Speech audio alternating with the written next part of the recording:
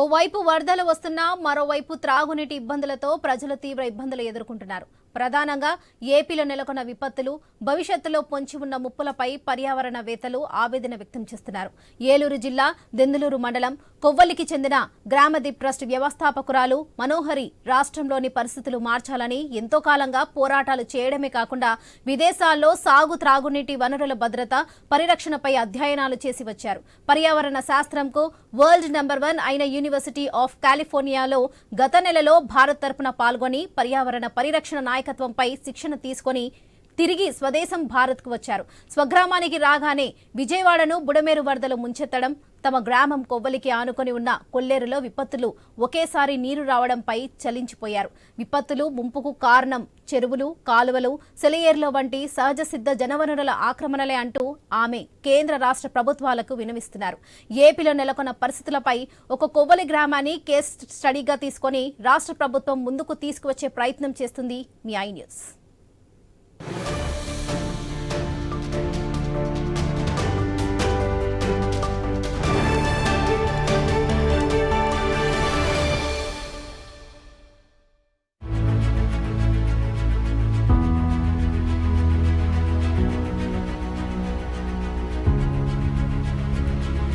ప్రకృతితో చెలగాటమాడితే విపత్తులు ఏ విధంగా ఉంటాయనేది ప్రస్తుతం దేశవ్యాప్తంగా కూడా చర్చనీయాంశంగా మారింది. ఇప్పటికే అటు విజయవాడను బుడమేరు ముంచెత్తిన దగ్గర నుంచి కూడా ప్రతి చోట అటు కొల్లేరు వరకు ఉన్నటువంటి ఆక్రమణల పర్వం ఏ విధంగా మానవ తప్పిదాలు ఈరోజు ప్రజలపై, గ్రామాలపై విరుచుకుపడుతున్నాయి. మరి దానికి పర్యవసానంగా ఇటువంటి పరిస్థితులు భవిష్యత్తులో రాబోతున్నాయి. వాటిని అధిగమించాలంటే ఏం చర్యలు చేపట్టాలనేటువంటి అంశాలపై కూడా ఇప్పటికే అనేక మంది కూడా పరిశోధనలు చేస్తున్నారు. ఈ తరుణంలోనే అయితే పల్లెలు పట్టణాలకు పట్టుకొమ్మలు అంటారు. మరి అటువంటి పల్లెల్లో కూడా ఈరోజు అనేక చెరువులు కానీ, కాలువలు కానీ, పంటల ఏర్లు కూడా ఈరోజు పూర్తిగా కూడా ఆక్రమణలకు గురైపోతున్నాయనేటువంటి ఆవేదన అనేక మంది పర్యావరణ ప్రేమికుల నుంచి వినిపిస్తుంది. ప్రధానంగా ఉమ్మడి పశ్చిమ గోదావరి జిల్లాలో కూడా చూసుకుంటే అటు భీమవరంలో, ఏలూరు లాంటి సిటీల్లోనే కాకుండా గ్రామాల్లో దెందులూరు నియోజకవర్గం కొవ్వలి గ్రామంలో కూడా ఈరోజు అనేక వందలాది ఎకరాల్లో చెరువులు ఆక్రమణలకు గురైనటువంటి వాస్తవాలు కూడా ఈరోజు బయటకు వస్తున్నాయి. మరి ఆ గ్రామం కోసం ఈరోజు గ్రామదీప్ అనేటువంటి ఒక సంస్థ ద్వారా కూడా ఆ న్యాయస్థానంలో కూడా పోరాటాలు చేస్తున్నారు. ఇప్పుడు మనతో ఉన్నారు మనోహరి మేడం. చాలా ఈరోజు పర్యావరణం ఎంత మేరకు కుచించుకుపోతుంది అనేటువంటి విపత్తులు కూడా చూస్తున్నాం. మరి మీ గ్రామంలో ఈరోజు కూడా ఇటువంటి పరిస్థితులే వస్తాయనేటువంటి భయాందోళన మీరు కూడా గతంలో వ్యక్తం చేశారు. మరి ఏ విధంగా ఉంది ఈ గ్రామంలో పరిస్థితులు? మీరు చూశారు, నగరాల కన్నా గ్రామాలలో చెరువులు అనేవి మానవ సమాజంతో ఎంతో అంతర్లీనంగా ముడిపడి ఉన్నాయి. కేవలం సాగునీటి, తాగునీటి అవసరాలకే కాదు, జీవనోపాధి ఇవ్వటంలోనూ, అలాగే భూగర్భ జలాలను రీఛార్జ్ చేయటంలో, వాతావరణ విపత్తులు, క్లైమేట్ చేంజ్ ఏదైతే క్రైసిస్ని మిటిగేట్ చేయటంలో ఈ మన చెరువులు అనేవి గ్రామాలలో ముఖ్యంగా మీరు చూసారంటే మార్చ్ 2023లో కేంద్ర జల శక్తి మంత్రిత్వ శాఖ వారు రిలీజ్ చేసిన వాటర్ బాడీ సెన్సస్ జలవనరుల గణనలో దేశంలో ఉన్న జలవనరుల్లో 97% పైగా గ్రామీణ ప్రాంతాల్లోనే ఉన్నాయని పేర్కొంది. సో 24.2 లక్షల జలవనరుల్లో 23.5 లక్షల జలవనరులు గ్రామీణ ప్రాంతాల్లోనే ఉన్నాయి. సో అందులో ముఖ్యంగా మన ఆంధ్రప్రదేశ్ రాష్ట్రం చెరువుల విషయంలో అత్యధిక చెరువులు కలిగిన రాష్ట్రంగా మొదటి స్థానంలో ఉంది. సో ఇంత ఆర్థిక సంపద కలిగిన మన గ్రామ చెరువులు అవకాశవాదుల గుప్పెట్లోకి వెళ్ళిపోతున్నాయి. సో ఒక పక్కన వందలాది ఎకరాలలో మా ఊర్లో పెద్ద చెరువుగా పిలువబడే 304.7 ఎకరాలు ఆర్ఎస్ఆర్లో 100 సంవత్సరాల క్రితం కూడా ఉన్నది. ఇప్పుడు 1 సెంటు భూమి కూడా అడంగల్లో లేకుండా మాయమైంది. దానితో పాటు మనం చెప్పుకోవాల్సింది, ఇప్పుడు మనం కనిపిస్తున్న కలకాలమ్మ చెరువు ఇలాంటి 8-9 ఎకరాల ఊరి చెరువుల్ని కూడా.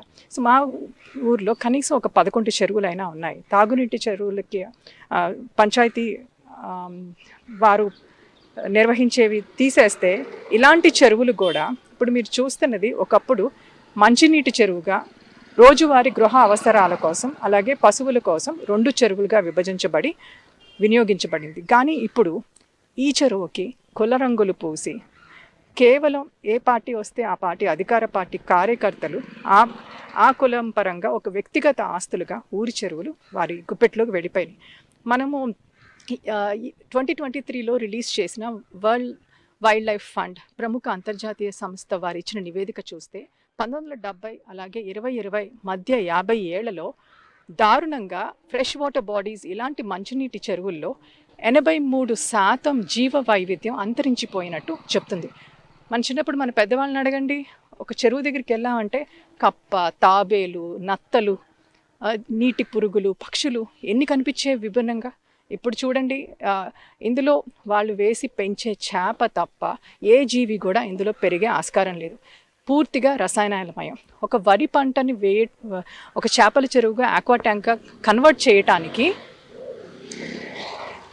కేవలం నీటి ముంపుకు గురైనవి లేకపోతే సెలినిటీ ఎక్కువ శాతం ఉన్నవి అలాంటి ప్రాబ్లమాటిక్ పొలాలనే కన్వర్షన్కి అనుమతులు ఇస్తుంది. అలాంటిది పంచాయతీ చెరువులైన ఇలాంటి మంచినీటి చెరువుల్ని ఈ స్థాయిలో పర్యావరణ సంరక్షణ చట్టాలకి, వాటర్ చట్టాలకి వ్యతిరేకంగా ఏ విధంగా ఆక్వా ట్యాంక్స్గా మారుస్తున్నారు. సో ఎలాంటి వాటర్ ట్రీట్మెంట్ లేకుండా మళ్ళీ పంట బోధల్లోకి వదులుతున్నాము. సో ఈ రసాయనాల మయం ఇదే కాకుండా కొంతమంది వ్యక్తుల గుప్పెట్లో ఈ చెరువు నుంచుకుని 2 ఏళ్ల క్రితం మీరు చూస్తున్న ఈ చెరువులో కొన్ని వేల ట్రక్కుల మట్టిని అమ్మేసి లక్షల డబ్బుని వాళ్ళ సొంత జేబుల్లో వేసుకున్నారు. అంతేకాదు చెరువులు చుట్టూ ఉన్న 70-80 ఏళ్ల నాటి చెట్లను కూడా నరికేసి అమ్మేసుకునే స్థాయికి నేటి ప్రభుత్వ వనరులు దిగజారిపోయాయి. ఒక పక్కన ఇన్ని వందల సంవత్సరాల చరిత్ర, ఇంత సంస్కృతి ఉన్న మాలాంటి గ్రామం కూడా రోజువారీ అవసరాలకి, ప్రజా ఆరోగ్య సమస్యలు తీర్చడానికి మంచినీటి చెరువులు, తాగునీటి చెరువుల నిర్వహణకు కానీ, పారిశుద్ధ్య కార్మికులకి జీతాలు కూడా ఇచ్చుకోలేని స్థితిలో నేటి పంచాయతీలు ఆ దౌర్భాగ్య స్థితికి దిగజారాయి.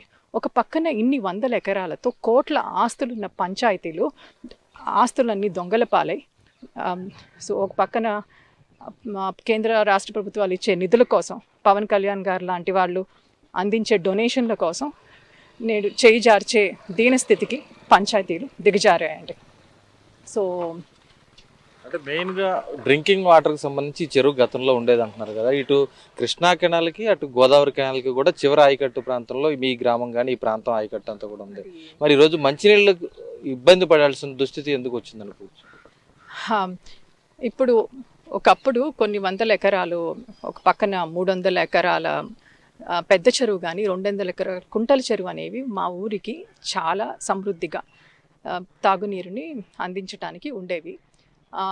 ఆ నేపథ్యంలో ఇప్పుడు మీరు చూసారంటే అవన్నీ కూడా పూర్తిగా కనుమరుగాయి. వ్యవసాయ భూములుగా, చేపల చెరువులుగా రసాయనాలమయమై పూర్తిగా కొన్ని వర్గాల కులాల గుప్పెట్లోకి వెళ్ళిపోయాయి.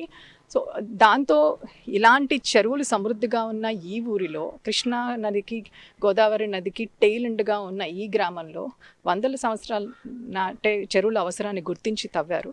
కానీ ఇప్పుడు అవి వ్యవసాయ భూములుగా మారటం, కలుషితం అవటంతో బోర్లు కూడా తవ్వి నీరు సరఫరా చేసే స్థాయికి గ్రామం దిగజారింది. ఒక ఆరో ప్లాంట్ కూడా దాని కారణంగా మూయబడింది. ఒకప్పుడు కొబ్బరి నీళ్ళుగా భావించేవారు ఈ ఊర్లో నీళ్ళని, చుట్టుపక్కల వాళ్ళు కూడా వచ్చి ఇక్కడ తీసుకెళ్లేవారు. అలాంటిది మాకు తాగే నీరు పూర్తిగా కలుషితం అవ్వటం, అలాగే సరిపడా నీళ్లు లేకపోవడంతో పక్క గ్రామాలకు వెళ్ళి, పక్క ప్రాంతాలకు వెళ్ళి కొనుక్కునే స్థాయికి గ్రామం దిగజారింది. సో పారదర్శకత ముఖ్యం. సో ప్రజాస్వామ్యంలో ప్రజలే ప్రభువులు అంటున్నాం. ప్రభువులకు తెలియకుండా ప్రభువుల ఆస్తుల మీద పాలన జరుగుతుంది. సో అది ఇప్పుడు గ్రామ సభలకి ప్రాముఖ్యత ఇవ్వటం మొదలుపెట్టారు పవన్ కళ్యాణ్ గారు. ఈ నేపథ్యంలో గ్రామంలో ఇలాంటి చెరువులు, ఆస్తుల మీద ప్రజల భాగస్వామ్యం ఉండే కమిటీలు, కార్యకర్తలు కాకుండా సో ఇలాంటి నిర్ణయాలు తీసుకునేటప్పుడు ఎలాంటి నిబంధనలతో ఇవ్వాలి, వాటర్ టెస్టింగ్ చేయించాలి, సో ప్రజల అవసరార్థం ఫస్ట్ ఖర్చు పెట్టాలి, సహజ సిద్ధంగా ఇందులో ఎన్వైరన్మెంట్ యాక్ట్స్ పరంగా వీటిని లీజులకు ఇవ్వటం కానీ, పంచాయతీకి ఆదాయం ఉండేటట్టు కానీ, సో ప్రజలకి తాగునీటి సమస్యలు కానీ, సాగునీటి సమస్యలు కానీ, పర్యావరణ పరంగా ఎలాంటి నిబంధనలు అయితే ప్రభుత్వం అమలు చేయాలో వాటిని పరిరక్షిస్తూ తీసుకునేలాగా ప్రజల భాగస్వామ్యంతో ప్రతిదీ పారదర్శకంగా తీసుకునే తీర్మానాల దగ్గర నుంచి, అక్కడ జరిగే బోర్డు మీటింగ్స్ దగ్గర నుంచి, గ్రామ సభలు అన్నీ కూడా ప్రజలకి లైవ్ ఇవ్వాలి. ఏం జరుగుతుందో తెలియాలి, ప్రజల్ని భాగస్వామ్యం చేయాలి. మొన్నే కరువు వరద ముందలు కూడా వరి నాట్లు ఎండిపోయి నీరు లేక రాత్రులు, తగువులు, యుద్ధాలు, నీటి కోసం పోరాటాలు ఈ గ్రామంలో మొన్న చూస్తూనే ఉన్నాం. సో ఈ విధంగా ఉపాధి కూడా వ్యవసాయం మీద పొందలేని స్థితిలో ఇక ఇవి కూడా ఫాలో ల్యాండ్స్గా మారిపోతే ఇక గ్రామాల మనకు కూడా కష్టం. సో ఈ నేపథ్యంలో మనం మాట్లాడుకోవాల్సింది బంగ్లాదేశ్ వంటి కంట్రీ. సో చూసాము మనము మొన్న మనం వరద వాతావరణ మార్పుల్లో భూమి 1.1 degrees పెరిగితేనే మనం ఇంత ప్రకృతి వైపరీత్యాలను చూస్తున్నాం. సో వాతావరణ శాఖ కూడా ఊహించని విధంగా ఆకస్మిక మార్పుల్ని మనం ఎదుర్కొంటున్నాం. మనం చూసిన విజయవాడ వరద అనేది కేవలం ఒక శాంపుల్. ముందు అనేక సంక్షోభాలని, తాగునీటి, సాగునీటి, ప్రకృతి వైపరీత్యాల్ని, అలాగే మన జీవనంలో పూర్తి మార్పులు తీసుకొచ్చే విధంగా వాతావరణం మారిపోతుంది. సో మనం ఆ సవాళ్ళని ఎదుర్కోవడానికి రెడీగా ఉన్నామా? అంటే ఇలా నష్టపరిహారాలు, వైపరీత్యాలు వచ్చినప్పుడల్లా నష్టాలు పూడ్చుకుంటూ వెళ్ళామంటే అసలు మనకి మన అస్తిత్వం మీదకే సవాల్ ఇది. సో బంగ్లాదేశ్ లాంటి దేశం చూస్తే 3/1 8 నెలల పాటు వరద నీరులో మునిగి ఉంటుంది. అక్కడ గ్రామాలలో ప్రజలు ఏదైతే వ్యవసాయం మీద ఆధారపడి ఉన్నారో వారి పొలాలు కూడా మునిగిపోవటంతో అక్కడున్న పరిశోధకులు 15 రోజులు కూడా వరద నీరు ఉన్నా కానీ నిలదొక్కుకోగల వరి వెరైటీస్ని కూడా వాళ్ళు ప్రజలకి పండించమని వాటిని సిద్ధం చేస్తున్నారు. అలాగే నీరు ఎక్కువగా ఉండిపోతుంది కాబట్టి పైన ఫ్లోటింగ్ గార్డెన్స్, కూరగాయలను ఎలా పండించాలి, ఇలా అడాప్ట్ అవ్వటం మొదలుపెట్టారు క్లైమేట్ చేంజ్కి. గ్రామాలలో ఇలా వరద ముంపులకు గురై అక్కడ ఉండలేక పునరావాస కేంద్రాలని ఏర్పాటు చేయాల్సిన పరిస్థితి ప్రభుత్వానికి ఓ పెద్ద తలనొప్పిగా మారింది. సో ఢాకా లాంటి రాజధానికి వలస వెళ్ళిపోవటం, అక్కడ ఒత్తిడి. సో గ్రామాలన్నీ ఈ విధంగా నగరాలకు వలస వెళ్ళిపోవాల్సిన స్థితి వస్తే ఎంతవరకని మనము ఆ సవాళ్ళని ఎదుర్కొంటాం. మనకి ఒక పరిధి ఉంటుంది. ఆ దేశమే కాదు, ఆల్రెడీ మొజాంబిక్ లాంటి దేశం, సౌత్ ఆఫ్రికా లాంటి దేశం, ఇండోనేషియా దాని క్యాపిటల్ 40% మునిగిపోవడంతో దాని రాజధానిని మార్చుకుంటుంది. సో ఇలాంటి నేపథ్యంలో మనం చెరువుల పునరుద్ధరణ అనేది అసలు తీవ్రంగా ఏ విధమైతే మన సమస్యను చూస్తున్నామో ఒక శాశ్వత పరిష్కారాలు ఇచ్చే దిశగా నిజాయితీగా పనిచేయాల్సిన అవసరం చాలా ఉంది.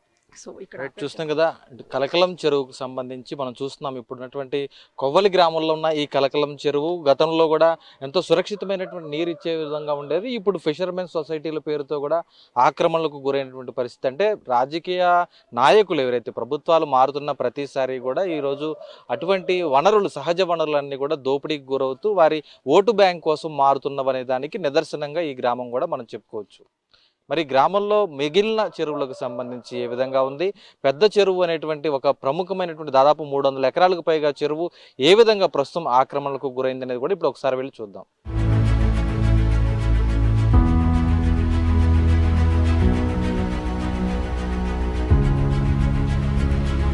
ఇప్పుడు మనం కొవ్వలి గ్రామంలో పెద్ద చెరువు ప్రాంతంలో ఉన్నాం. ఇక్కడ దాదాపు 300 ఎకరాలకు పైగా ఉన్నటువంటి పెద్ద చెరువు మరి ఈరోజు ఏమైపోయింది అనేది కూడా కనబడినటువంటి పరిస్థితి ఇక్కడ కనిపిస్తుంది. మరి ఈ పెద్ద చెరువు కోసం ఎటువంటి పోరాటాలు చేస్తున్నారు, ఈ పెద్ద చెరువు ఏమైంది, ఏమేమి ఆక్రమణలకు గురయ్యాయని కూడా తెలుస్తున్నాం. చెప్పండి, ఇక్కడ చూస్తున్నాం ఇప్పుడు ఈరోజు ఫిష్ ట్యాంక్స్ లేదంటే అగ్రికల్చర్ ల్యాండ్స్ ఉన్నాయి. మరి ఇదేమో పెద్ద చెరువు అని చెప్తున్నారు, ఏంటి అసలు ఏం జరుగుతుంది?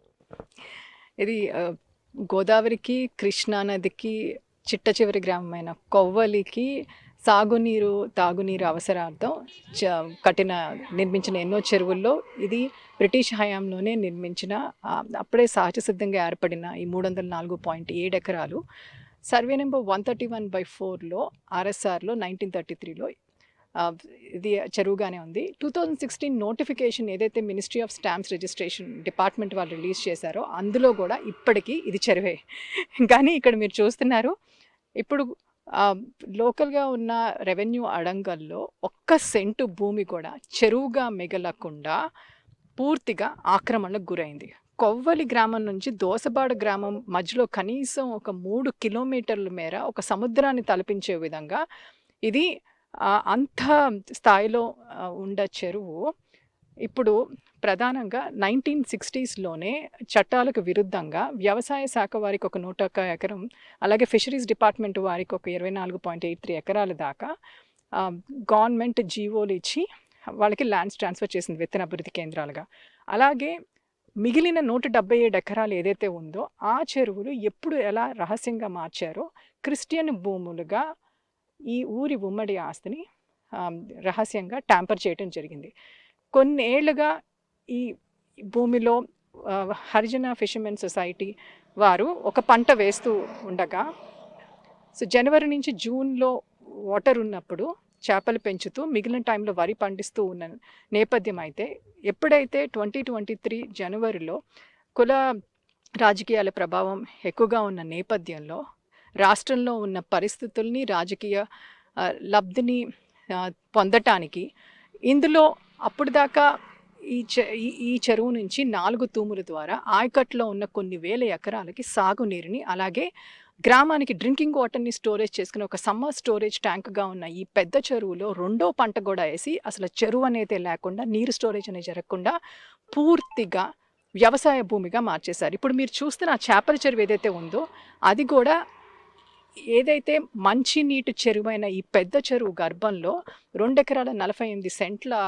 విస్తీర్ణంలో ఈ చేపల చెరువును కూడా తవ్వి హరిజన్ ఫిషర్మెన్ సొసైటీ పేరుతో దీన్ని కూడా ఆక్రమించడం జరిగింది. రెవెన్యూ శాఖ వారు కానీ పంచాయతీ శాఖ కానీ ఇరిగేషన్ డిపార్ట్మెంట్ వారు కానీ ఏమీ చేయలేని నిస్సహాయ స్థితికి వచ్చారు. సో వారు జనవరిలో గోదావరి ఛానల్ నుంచి కాలువలోంచి ఇది మన గోదావరి నది ఫీడ్ చేస్తుందండి. ఈ 304 ఎకరాల ఈ చెరువు ఆ నీటి ద్వారానే నింపుతారు. ఫీడ్ చేయాల్సిన టైంలో కూడా దౌర్జన్యంగా దానికి వ్యతిరేకించి వీరు పంట వేయటం జరిగింది. సో అంత రాజకీయంగా వాళ్ళకి మద్దతు ఉన్నప్పుడు ప్రభుత్వ అధికారులు కూడా శాఖలు కూడా ఏమీ చేయలేని పరిస్థితికి చేరుకున్నారు. అలాంటి నేపథ్యంలో గ్రామదీప్ స్వచ్ఛంద సంస్థ స్పందనలో వేయటం, జిల్లా కలెక్టర్ గారు కూడా నిస్సహాయ స్థితిలో ఏమీ చేయలేని పరిస్థితి కనిపించినప్పుడు ఇంకా ఏం చేయాలో తెలియక స్టేట్ హైకోర్టు వారిని ఆశ్రయించడం జరిగింది. సో ఇప్పుడు మనం చూస్తున్న 304.7 ఎకరాల చెరువుని రెస్టోర్ చేయాలని ఇది అందులో కొల్లేరు వంటి సరస్సుకి ఎకో సెన్సిటివ్ జోన్ పరిధిలో ఉన్న ఈ చెరువు అసలు ఒకప్పుడు కొన్ని లక్షల పక్షులతో అసలు చెరువు కూడా కనిపించకుండా ఆకాశం కూడా కప్పేసే అంత గుంపులు ఈ చెరువుకి వచ్చేవి. అలాగే అవి వేసిన రెట్టలతో సారవంతమైన వ్యవసాయంతో ఇప్పటికీ పెద్దవాళ్ళు మర్చిపోలేరు. అలా మైక్రో క్లైమేటిక్ కండిషన్స్ ఇలాంటి చెరువులు ఉండటం వల్ల అవి వీచే గాలులతో సమ్మర్లో కూడా ఊరు వాతావరణం కూడా చల్లగా ఉండేది. కానీ చూసాం ఈ ఫిబ్రవరి నుంచే ఎలా ఎండలు ఇది అవుతున్నాయో. సో ఒక పక్కన కొన్ని వేల ఎకరాలకి సాగునీరు లేక తీవ్రంగా ఇబ్బందులు పడుతూ పొలాలు ఎండిపోయి నీటి కోసం అష్టకష్టాలు పడుతున్నారు. ఇంకొక పక్కన తాగునీటి కోసం సంక్షోభాలు. సో ఎన్నడూ లేని విధంగా మన దేశం విపరీతమైన సాగునీటి సంక్షోభంలో ఉంది. ఏదైతే మైనర్ ఇరిగేషన్ శాఖ వారు మన రాష్ట్రంలో 41,731 చెరువులు మైనర్ ఇరిగేషన్ శాఖ వారు సాగునీరు అందించడానికి గ్రామాలలోని ఇలాంటి చెరువులే ప్రధాన వనరులుగా 25 లక్షల ఎకరాలకు పైగా సాగునీరుని అందిస్తుంది. సో ఇలాంటి ఆక్రమణలకు గురైనప్పుడు ఇంకా చాలా లక్షల ఎకరాలకి నీరు అందించలేక గ్యాప్ ఆయకట్టు కూడా పెరుగుతూ వస్తుంది. సో మనం చూసామంటే భారతదేశంలో ప్రపంచంలో 18% జనాభా మన దేశంలో ఉంది. కానీ మనకున్నది మంచినీటి వనరులు కేవలం 4% మాత్రమే. అవి కూడా 80% మనం వ్యవసాయంలో ఉపయోగిస్తున్నాం. ప్రతి సంవత్సరం కూడా 2 లక్షల మంది సురక్షిత నీరు లేక మరణిస్తున్నారు. అలాగే నీటి నాణ్యత సూచికలో 122 దేశాలలో మన దేశం 120వ స్థానంలో ఉంది. సో ఇలాంటి చెరువులు అంతరించిపోవటం వల్ల భూగర్భ జలాలు కూడా అంతరించిపోతున్నాయి. సో కాంపోజిట్ మేనేజ్మెంట్ ఇండెక్స్ ఇచ్చిన నివేదికలో భూగర్భ జలాలు ఏ స్థాయిలో దిగజారిపోతున్నాయో కూడా అవి తెలియజేసింది. సో ఎక్కడైతే చెరువులు రక్షించబడ్డాయో అక్కడ భూగర్భ జలాలు మెండుగా ఉన్నాయని రిపోర్ట్ కూడా తెలియజేసింది. సో ఇలాంటి నేపథ్యంలో అలాగే ఒక పక్కన వాతావరణ మార్పులు, ఇంకొక పక్కన చూసాం మనం గోదావరి కృష్ణా నదులకి వరదలు వచ్చినప్పుడు గ్రామాల్లో ఇన్ని వందల ఎకరాల చెరువులు అంతరించిపోయినప్పుడు సో వాటిని ఎక్కడ మనం స్టోర్ చేసుకుంటాం, వరదల్ని ఎలా నియంత్రిస్తాం? సో వర్షపాతం పెరగాలన్నా, తేమ శాతం పెరగాలన్నా, జీవ వైవిధ్యాన్ని రక్షించాలన్నా, మన సస్టైనబుల్ డెవలప్మెంట్ గోల్స్ రీచ్ అవ్వాలన్నా సో ఇలాంటి ఆక్రమణలో అది ఎలాంటి వర్గాలు చేసినా పూర్తిగా రాజ్యాంగ వ్యతిరేకం. సో ప్రజాప్రతినిధులు చట్టాలను గౌరవించాలి, ప్రజలకు అవగాహన కలిగించాలి, ఇలాంటి వనరులను రక్షించడంతోనే మన గ్రామాలకు మనుగడ. అంటే దేశంలోనే అత్యధికంగా చేరువున్నటువంటి ప్రాంతం ఆంధ్రప్రదేశ్. కానీ ఈరోజు అత్యధికంగా ఆక్రమణలకు గురైనటువంటి ప్రాంతం కూడా ఆంధ్రప్రదేశ్గా భావించవచ్చా? డిప్యూటీ సీఎం పవన్ కళ్యాణ్ ప్రత్యేకించి గ్రామీణాభివృద్ధి శాఖ తరపున కూడా ఆయన అనేక డెవలప్మెంట్లు చేస్తున్నాం, గ్రామ సభలు పెట్టి గ్రామంలో ఉన్న సమస్యలు తీరుస్తామంటున్నారు. మరి వారికి ఒక గ్రామీణ ప్రాంతానికి చెందిన వారిగా మీరు ఏం సూచించదలుచుకున్నారు?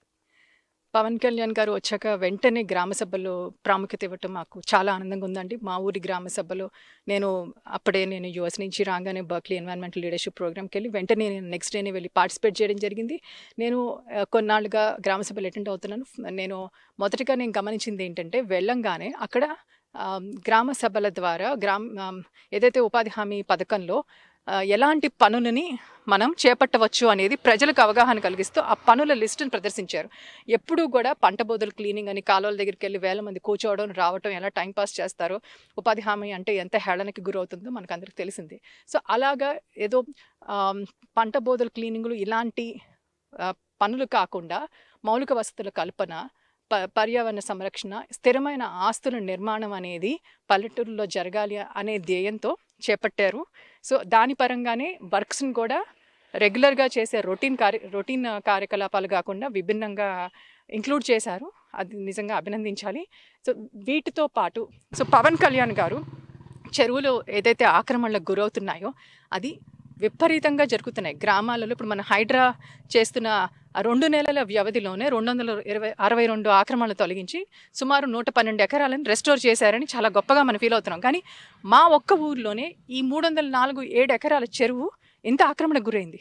అంటే చూడండి, అసలు గ్రామాలలో ఏ స్థాయిలో, ఈ ఒక్క గ్రామమే కాదు, ఎప్పుడైతే ఇక్కడ 2 పంటలు వేసి పూర్తిగా ఆక్రమణకు గురవుతుందో పక్క గ్రామాలు కూడా ఆ విధంగా అక్కడ కూడా అవి చాలా ఆక్రమణలకు గురై ఉన్నాయి. పూర్తిగా ఆక్రమించుకోవడానికి వీరిని కూడా ఆదర్శంగా తీసుకొని వారు కూడా గొంతులు విప్పారు. సో ఇలాంటి నేపథ్యంలో ప్రభుత్వాలు ఏదైతే ఉన్నాయో వారు బాధ్యత వహించాల్సిన అవసరం చాలా ఉంది. ఎందుకంటే ప్రమాదపు అంచునున్నాము.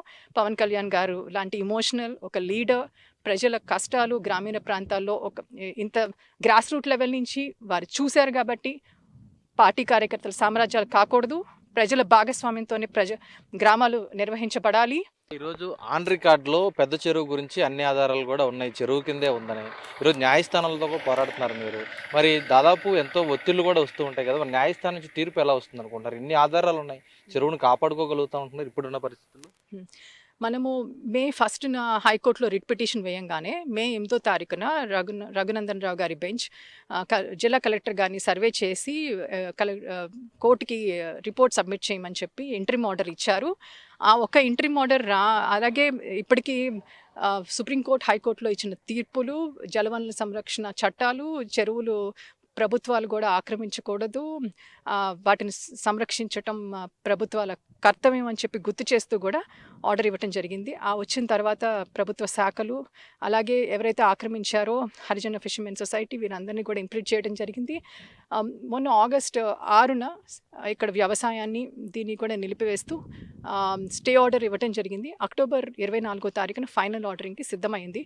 సో ఇప్పుడు చూస్తున్న నేపథ్యంలో ఇప్పుడు ఏదైతే అంటున్నారో ఇక్కడ సొంత భూముల్లాగా ఇక్కడ ఎలాంటి పట్టాలు లేకపోయినా మాకు పట్టాలు ఇచ్చేశారు, భూమి శిస్తులు కూడా కడుతున్నాం, 100 ఎకరాల పైన మాకు దామోదర సంజయ్ గారి టైంలోనే మాకు ఆర్డర్ ఇచ్చేశారు అని ఒక అబద్ధాన్ని చెబుతూ అదే నమ్మిస్తూ గ్రామాన్ని ఇన్ని తరాలుగా మోసం చేస్తూ వచ్చారు.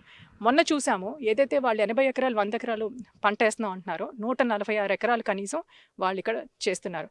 ఇందులో ప్రజాప్రతినిధులు పార్లమెంట్ స్థాయిలో కూడా ఎన్నికైన వాళ్ళకి ఇందులో భూములు ఉన్నాయి.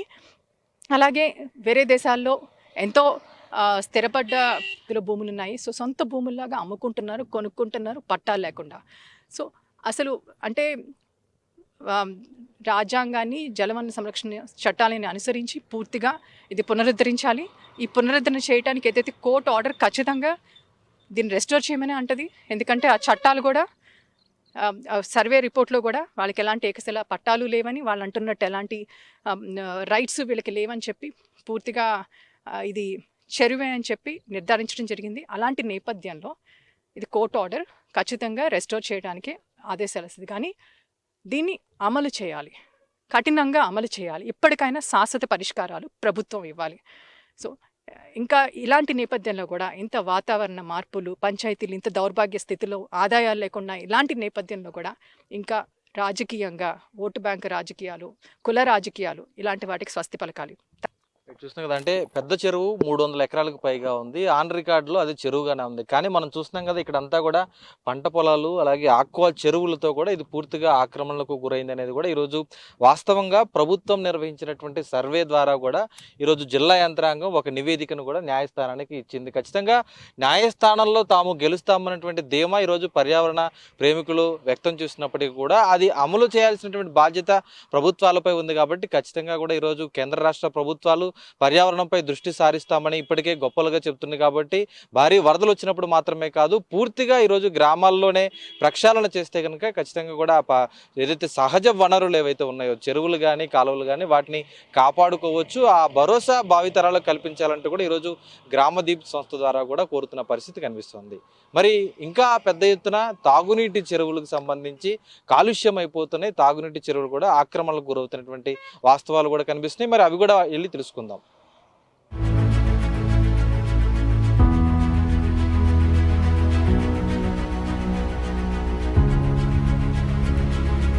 ఇప్పుడు మనం కొవ్వలి గ్రామంలో కుంతల చెరువు వద్ద ఉన్నాం. ఇది పూర్తిగా సురక్షిత తాగునీటిని అందించేందుకు అలాగే గతంలో సాగునీటి అవసరాలు కూడా తీర్చుకునేందుకు కోసం ఏర్పాటు చేసిన చెరువు. కానీ ఈరోజు ఇది 200 ఎకరాల్లో ఉండాల్సిన చెరువు 70 ఎకరాల వరకు మాత్రమే పరిమితమైనట్లు అధికారికంగా లెక్కలు తెలుస్తుంది.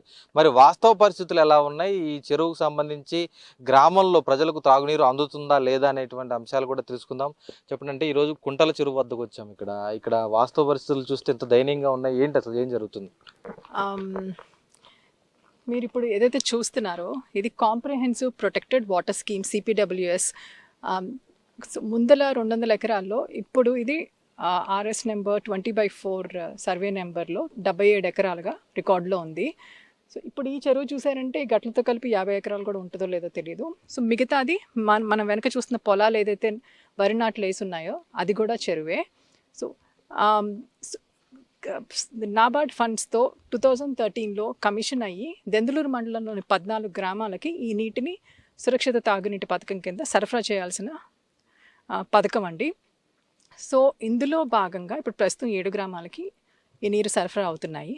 మీరు వెనక పక్క ఏదైతే ఆ పొలాలను చూసారో సమ్మర్లో అక్కడ స్టోరేజ్ చేసి నీటిని నింపి రసాయనాలతో ఏదైతే వరి పంటను వేస్తున్నారో ఆ పంట గర్భంలోనే నీరుని కూడా నింపి వాటిని కూడా గ్రామాలకు సరఫరా చేస్తున్నారు. సో ఒక పక్కన చంద్రబాబు గారు, పవన్ కళ్యాణ్ గారు గ్రామాలందరికీ సురక్షిత తాగునీరు అందిస్తామని చెప్తున్నాము. కానీ ఆల్రెడీ మేము విషమే తాగుతున్నాం. పంటల ద్వారా విషం తింటమే కాదు, సో తాగునీటి సరఫరాలో కూడా విషాన్ని మనం చూస్తున్నాము.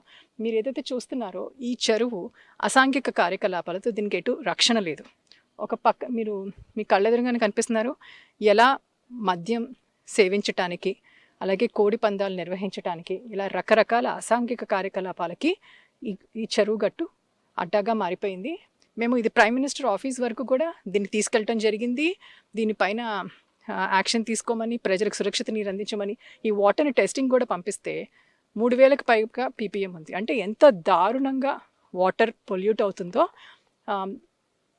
సురక్షిత తాగునీటి పథకం అని ఏదైతే ఉందో ఆపరేషన్స్ మెయింటెనెన్స్ అనేది కూడా సరిగా నిధులు రిలీజ్ చేయకపోవటం, నిర్వహణలో కూడా ఎలాంటి బాధ్యత లేకపోవటం. అంటే ఇప్పుడు చూస్తున్న ఈ తాగునీటి చెరువుల్లో మొత్తం పాకుడు పసరా పట్టేయడం కానీ ప్లాస్టిక్ వ్యర్థాలు అత్యధికంగా ఉన్నాయి. ఇటీవల మనం చూసాం పక్కనే ఉన్న ఏలూరు, దెందులూరు వంటి ప్రాంతాల్లో వింత వ్యాధి వచ్చింది. దీనికి కలుషితమైనటువంటి తాగునీరు, ఆహార పదార్థాలే కారణం అన్నారు. ఇలాంటివి వస్తున్నా ఎందుకు ప్రభుత్వాలు ఎందుకు చర్యలు తీసుకుంటున్నారు? అదే కదండి, ఒక పక్కన అంటే ఇంత మనం ఏదైతే సకల ప్రాణులకి ప్రాణాధారం, మనుషులకి ప్రాణాధారం అని చెప్తున్నామో తాగునీరే సురక్షితంగా అందించలేకుండా ఇంత కలుషితమై వ్యవసాయ భూములుగా ఆ నీటిని స్టోర్ చేసి ఆ రసాయనాలే మన ఏలూరు నీటిలో కూడా అప్పుడు ఆ జబ్బులో ఉన్నాయని కూడా మనకి రిపోర్ట్స్లో కూడా తేలాయి. వ్యవసాయంలో వాడుతున్న రసాయనాలే మన నీటిలో ఉన్నాయని. అలాగే మన కృష్ణ కాలువ చూసాం, గోదావరి కాలువ చూసాం. ఏ స్థాయిలో ప్లాస్టిక్ వ్యర్థాలతో అసలు ఈ చెరువులోకి వచ్చేసరికి చాలా కంటామినేట్ అయి వస్తుంది. అక్కడ కంటామినేషన్తో పాటు ఇక్కడ కూడా ఇంత స్థాయిలో కంటామినేట్ అవుతుంది. ప్లాస్టిక్ వ్యర్థాలు ఎంత దారుణంగా ఉన్నాయో చూస్తున్నారు. సో అసలు నిజంగానే ప్రభుత్వాలకి సురక్షిత తాగునీరు అందించాలని, పర్యావరణాన్ని సంరక్షించాలని, జీవ వైవిధ్యాన్ని పరిరక్షించాలని నిజంగా అంత నిబద్ధత ఉంటే, నిజాయితీ ఉంటే జూలై 2022లోనే సింగిల్ యూస్ ప్లాస్టిక్ని బ్యాన్ చేసినప్పుడు ఇప్పటికి ఎన్నాళ్ళు అయిందండి? ఇప్పటికీ ప్లాస్టిక్ ఇంత విచ్చలవిడిగా కనీసం ఒక ప్లాస్టిక్ కవర్ను కూడా మనం ఆపలేని స్థితిలో ఆ విధంగా చట్టాలు అమలవుతున్నాయి. సో ప్రజలకి స్వచ్ఛమైన గాలి, స్వచ్ఛమైన నీరు అందించలేకుండా విష జ్వరాలు వచ్చినప్పుడు మాకు పరామర్శలు అక్కర్లేదు, వచ్చి మాకు ఫ్రీగా మెడిసిన్స్ అక్కర్లేదు. ప్రజలకు కావాల్సింది బేసిక్ నీడ్ అండి, సురక్షితమైన గాలి, సురక్షితమైన నీరు. సో పరిసరాలు స్వచ్ఛంగా ఉంచలేక, పంచాయతీలకు ఆదాయాలు లేక, ఇలాంటి వనరులన్నీ ఇలాంటి కార్యకలాపాలతో, ఆక్రమణలతో ఇలాంటి ఇంత కలుషితం అవుతున్నా కూడా ప్రభుత్వానికి ఇది అత్యవసర ఒక వార్ బేసిస్ మీద వీటిని రెస్టోర్ చేయాల్సిన అవసరం ఉంది, వీటిపైన చర్యలు తీసుకోవాల్సిన అవసరం ఉంది. సో ఇవి కూడా కల్పించలేనప్పుడు ఇంకా ప్రజలకు నమ్మకం కూడా సన్నగిలుతుందండి. ఖచ్చితంగా సహజ వనరులు ఉన్నాయి, సహజ వనరులని పాడు చేస్తుంది పూర్తిగా మానవులే. ఆ మానవులు కొంతమంది చేసినటువంటి తప్పిదాల వల్ల అత్యధిక శాతం మంది ఈరోజు ముంపుకు గురవుతున్న రోగాల బారిన పడుతున్నారు. విజయవాడలో కూడా చూసాం. కొల్లేరు వరకు ఇది ఎప్పుడు నిత్యం జరిగేటువంటి ముంపు ఇది, కానీ ఒక్క విజయవాడలో వచ్చేసరికి రాష్ట్ర స్థాయిలో చర్చనీయాంశంగా జరిగింది. మరి రాష్ట్ర వ్యాప్తంగా ఎలాంటి పరిస్థితులు ఉన్నాయనుకోవచ్చు, ఎలాంటి చర్యలు ప్రభుత్వం తీసుకుంటే మంచిది? మనం మాట్లాడుకుంటున్నాం అతి దారుణంగా చెరువులు దేశంలో, రాష్ట్రంలో కూడా అతి దారుణంగా ఆక్రమణలకు గురవుతున్నాయి. మనకి ఏదైతే వాటర్ బాడీ సెన్సెస్ని 2023 మార్చిలో విడుదల చేశాయో అందులో కేంద్ర జలశక్తి మంత్రిత్వ శాఖ వారు మనం అనుకున్న 97% వనరులు మన గ్రామాల్లో ఉంటున్నాయి అంటున్నాము. సాధారణంగా మనం అనుకుంటున్న ఆలోచనలకు విరుద్ధంగా 1.6% మాత్రమే ఎంక్రోచ్ చేయాలి అని చెప్పడం చాలా హాస్యాస్పదంగా ఉంది. ఈ గ్రామంలోనే ఈ స్థాయిలో చెరువుల ఆక్రమణ అయితే మన రాష్ట్రంలో, దేశంలో ఏ స్థాయిలో అవుతాయో మనం ఊహించవచ్చు. సో ఆ 1.6% ఎంక్రోచ్మెంట్ అనేది ఏదైతే centre for science and environment వారు పబ్లిష్ చేసే డౌన్ టు ఎర్త్ మ్యాగజైన్ ఉంది, వాళ్ళు కూడా దాన్ని ఖండించారు, అది కరెక్ట్ కాదు అని. సో ఇలాంటి నేపథ్యంలో మనం సాలిడ్ వేస్ట్ మేనేజ్మెంట్ ఏదైతే నేషనల్ గ్రీన్ ట్రిబ్యునల్ ఇప్పటికే 1000 కోట్ల పెనాల్టీలు కట్టమని రాష్ట్రాలు వెంట పడుతూనే ఉంది, చాలా సార్లు కర్తవ్యాలను గుర్తు చేసింది. సాలిడ్ వేస్ట్ మేనేజ్మెంట్ జరగాలి, నీటి వనరులు ఇవన్నీ కూడా సురక్షితంగా ఉండాలి. మైక్రో ప్లాస్టిక్స్ చూస్తున్నాం, ఆ కణాల వల్ల ఏ స్థాయిలో మన తాగు నీరులో కూడా ఒక మినరల్ వాటర్ బాటిల్ సైతం ఏ విధంగా మైక్రో ప్లాస్టిక్స్, నానో ప్లాస్టిక్స్ అనేవి చేరుతున్నాయో, ఇలాంటి నేపథ్యంలో తాగునీటి చెరువుల నిర్వహణకి, అలాగే సురక్షితమైన నీరు అందించడానికి, ప్రజా ఆరోగ్యానికి శాశ్వత పరిష్కారాలు అందించేలా కఠినమైన తీసుకొచ్చేలాగా పరిష్కారాలు తీసుకొచ్చే విధంగా వెంటనే చర్యలు తీసుకోవాల్సిన అవసరం చాలా ఉందండి. ప్రధానంగా కొల్లేరు ప్రాంతానికి ఆనుకున్నటువంటి గ్రామాలు ఇవన్నీ కూడా, కానీ కొల్లేరులో ఈ గ్రామాల్లోనే కాదు, కొల్లేరులో కూడా చూస్తుంటారు. దాదాపు గతంలో ఒక 7 అడుగుల లోతులో ఉన్నటువంటి ఒక రూపాయి కాయిన్ వేస్తే కూడా పైకి స్వచ్ఛంగా కనబడేటువంటి కొల్లేరు నీరు ఈరోజు ఎంతో దారుణంగా మారింది. అలాంటి కొల్లేరును కూడా కాపాడుకోవాల్సిన అవసరం ఉందనుకుంటున్నా. దాని గురించి ప్రభుత్వాన్ని మీరేం కోరదచ్చు? ఆల్రెడీ కొల్లేరుని రామ్సర్ సైట్గా ప్రకటించారు, అంతర్జాతీయంగా దానికి ఒక ఇది కూడా మనము ఇచ్చారు.